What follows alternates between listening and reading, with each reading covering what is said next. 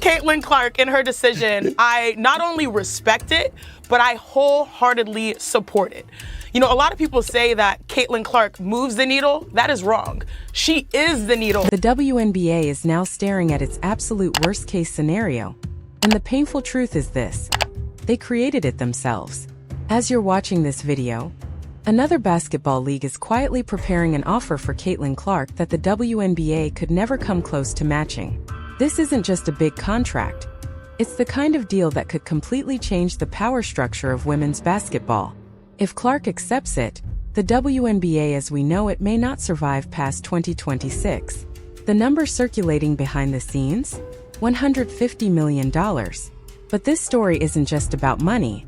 It's about respect, betrayal, and what happens when a billion-dollar league fails to protect the very player keeping it alive. The WNBA believed it controlled Caitlin Clark's future. That assumption may end up being the most expensive mistake in league history. Let's talk facts because numbers don't lie. Caitlin Clark's rookie salary in the WNBA was $76,800. That's the value the league placed on the most influential player women's basketball has seen in decades. Meanwhile, Clark single-handedly generated millions in revenue. Ticket prices surged wherever she played.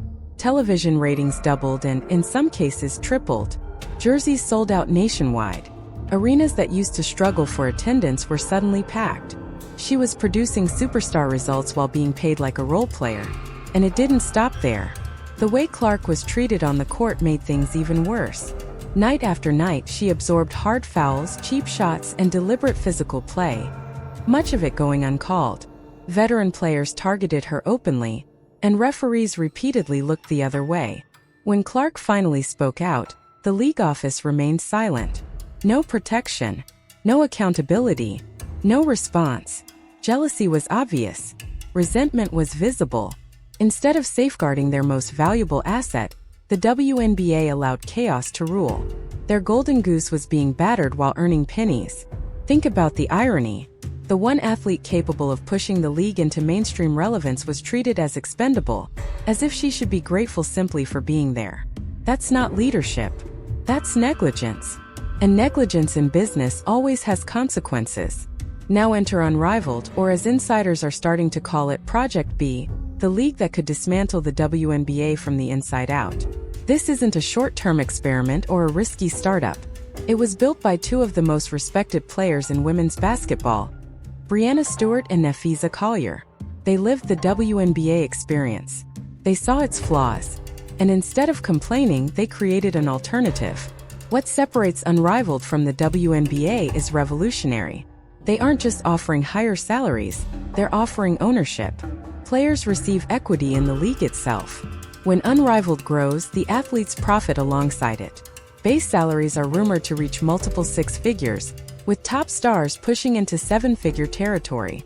Compare that to the WNBA's maximum salary of roughly $200,000, and the gap becomes impossible to ignore. But Caitlin Clark's potential deal goes far beyond a paycheck. Sources say the offer could include tens of millions in equity, full marketing control, profit sharing, and a guaranteed position as the face of the league. In other words, Unrivaled is offering Caitlin Clark everything the WNBA never did.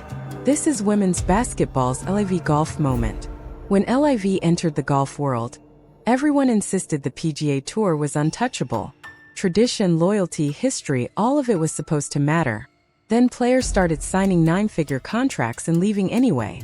The same thing is about to happen here, except the WNBA is in a much weaker position than the PGA ever was. Unrivaled isn't just competing financially. They're offering dignity, control, and a future. And now the WNBA is scrambling, realizing far too late that they may lose the only player who truly moved the needle. So here's the real question. What does Caitlin Clark do next? Some will argue loyalty. The WNBA drafted her. They gave her a stage. They'll say she owes the league her commitment. But loyalty works both ways. And the WNBA showed exactly how loyal they were when they allowed Clark to be punished on the court, while earning $76,800 as the league cashed in on her popularity. Clark doesn't need basketball to survive financially. Her endorsement deals alone generate more money than an entire WNBA season. She has media opportunities, business ventures, sponsorships, even crossover sports offers. Basketball is no longer her only path, and it may not even be the smartest one. Now imagine this scenario. Caitlin Clark signs with Unrivaled. The 2026 WNBA season begins without her. Television networks immediately revisit their contracts. They didn't pay for generic matchups. They paid for Caitlin Clark. Ratings fall. Ticket sales collapse. Arenas return to half-empty crowds. Merchandise revenue drops sharply. Sponsors begin pulling back. Nike shifts its marketing budget. State Farm explores other athletes. Gatorade, Xfinity, and countless brands reconsider their investments. Local sponsors disappear. Season ticket holders demand refunds. Corporate suites sit empty. ESPN, which invested heavily in WNBA growth projections, begins downgrading broadcasts. Games move from primetime to secondary channels, then to streaming. Production budgets shrink. Casual fans, the ones Caitlin brought in, vanish. Meanwhile, Unrivaled is thriving. Games sell out instantly. Networks fight for broadcast rights. New facilities are built. Major sponsors line up. Caitlin Clark becomes the centerpiece of a rapidly expanding league. And that's when the real danger begins. Other players start asking questions. Angel Reese evaluates her options. She sees equity, marketing power, and respect being offered elsewhere. Paige Buchers, the next generational star, watches closely. When it's her turn to turn pro, she's offered wealth before stepping on the court, while the WNBA offers a modest salary and a gamble. The choice becomes obvious. The talent drain accelerates. Not just stars but role players too. Unrivaled's minimum salaries surpass WNBA max contracts. Within 2 years, the WNBA risks returning to its pre-Caitlin era. Declining attendance, collapsing ratings, financial losses, and unstable franchises. At the same time, Unrivaled becomes the premier women's basketball league in the world. The power balance flips completely, all because the WNBA failed to treat a superstar like a superstar. This isn't speculation. It's basic business. Protect your assets. Invest in your stars.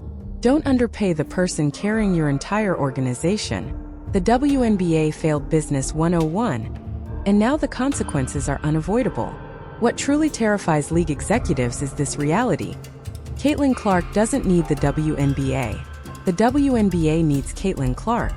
They had the opportunity to build the league around her, to protect her, to pay her properly, to make her the face of women's basketball for a generation.